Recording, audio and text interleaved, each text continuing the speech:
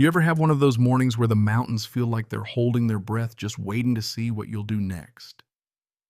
Yeah, that was the morning. I split the sky wide open with a swing of my axe, never figured that'd be the day. My peace was put on trial, but if you stick around, you'll see how a fight over a few acres of dirt can spin out bigger than a Colorado thunderhead, especially when the enemy's got a clipboard, a lawyer, and a husband built like a walk-in freezer. See, my name's Matt Donovan.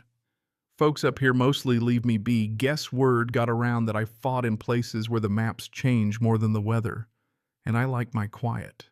This old cabin's all I need, hand-built, deeded to me by a man who believed in handshake deals and never owed a cent. I was splitting wood out back boots, crunching on frost, when the trouble started rolling up my drive, disguised as a pair of spotless hiking boots and a blazer so red it looked like a warning sign. You could smell the HOA on her before you even heard her voice, sharp, cold, used to getting her way. She didn't even ask my name, just stared at my gate like it was a fence around Fort Knox. "You're Matt Donovan, right?" she said, like she was reading a grocery list, and without waiting for an answer started talking about prime elevation and development opportunities. I kept my mouth shut, figured if I didn't feed the bear, maybe it'd wander off. She told me she was expanding Mountain Crest Estates and that my cabin was right in the middle of her grid, as if I was some weed she meant to pull up. Then she smiled that HOA smile, all teeth and no warmth. "Name your price. Let's make this painless." Yeah, right. So I told her quiet, steady, not for sale. Not now, not ever. The land was given to me by a friend. Someone who knew what it meant to leave a mark in the world without leaving scars. She didn't like that answer, not one bit. Suddenly, she was all ice. "We will get this land, Mr. Donovan, one way or another." Then she stormed off, SUV gleaming like it just rolled out of a showroom, tires barely touching real dirt. She barked, "You'll hear from us soon," and I knew she meant it. Thing is, folks like her never take no for an answer. They come back with something heavier, sometimes a checkbook, sometimes a threat. Sure enough, next morning the mountain delivered. I was elbow deep in fixing a leaky pipe when a black SUV that looked like it belonged in a monster truck rally thundered up the trail. Out stepped Tank. Yeah, that's what everyone called him, and for good reason. 6.5 feet, arms like logs, attitude to match.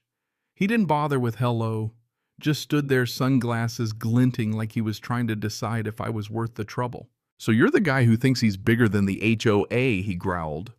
"Would be a shame if something happened to this place." That's when you know you're not dealing with a neighbor, you're dealing with an enforcer. He made his pitch, tried to dangle $1 million or $2 million in front of me, promised to cover closing costs. I told him he had 5 seconds to turn his toy truck around and get back to whatever HOA playground he came from. Didn't take it well, grabbed my shirt like we were back on a playground.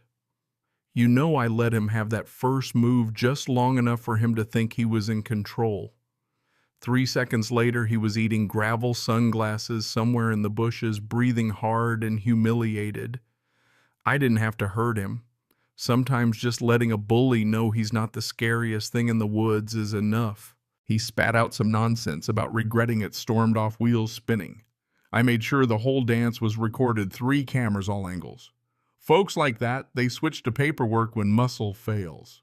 And boy, did the paperwork start flowing. First came the letter no stamp, just HOA letterhead, accusing me of unlawful construction and easement violations. Cited ordinances that don't exist threaten legal action. I burned the letter, but not before scanning it and sending it to my lawyer, Tom Old Army Buddy. Now makes a living sinking suburban warlords. Couple days later, here comes a deputy young stiff, clearly new. We got a complaint from the HOA. I handed him every scrap of proof, deed, permits, zoning maps, property tax receipts. Let him watch the security footage, saw the moment Tank played tough guy and got himself flattened. The deputy just shook his head, said, "Well, that's not what they told us." Yeah, it never is. But the real game started online. Suddenly, I was the villain, dangerous, armed a hermit, prepping for war. They posted grainy photos, whipped up panic in the Facebook group. I answered with a video, Just facts, no drama of Tank trespassing and getting taught a lesson. Turns out, not everyone in Mountain Crest was buying Karen's brand of crazy.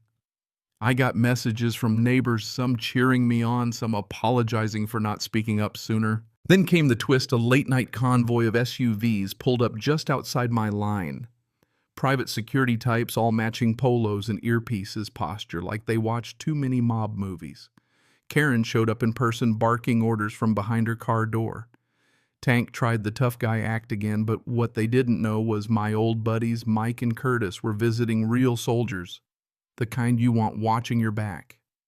They stepped out of the shadows, aluminum bats in hand, calm as a summer morning. Suddenly, Karen's army found reverse real quick.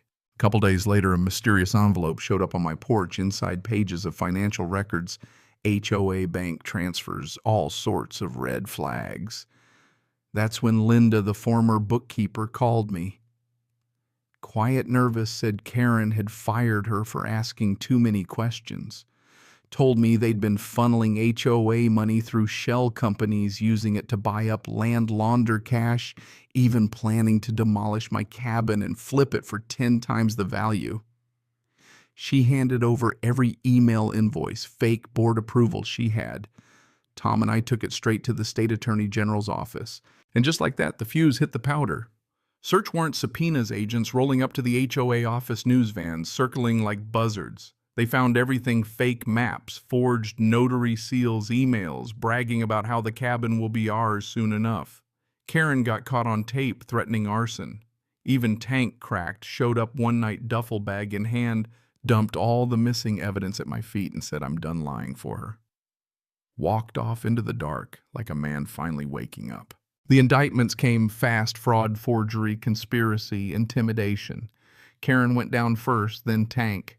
The state froze, every account dissolved. Evergreen Vista shut the HOA down by court order.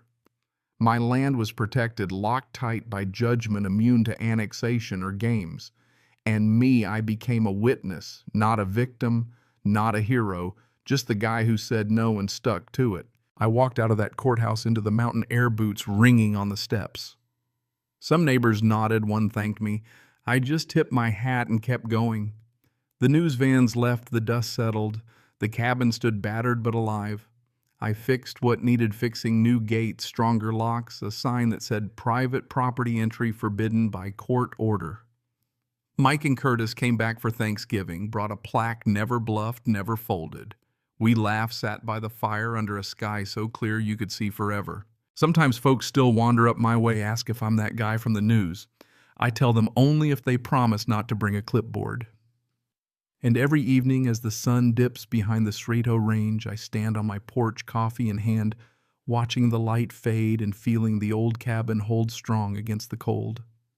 Somewhere out there, Karen's wearing a jumpsuit, Tank's doing push-ups and county lockup, in the mountains they just watch, indifferent, the same as they've always been. So here's my question for you: when the world comes knocking, demanding what's yours, how far would you go to defend it? Ever face down a bully with nothing but grit and the truth on your side? Drop a comment. Share your own story. Tell me where you draw the line between standing your ground and letting go. Out here, I learned the line's not in the dirt. It's in your heart. You know what I mean?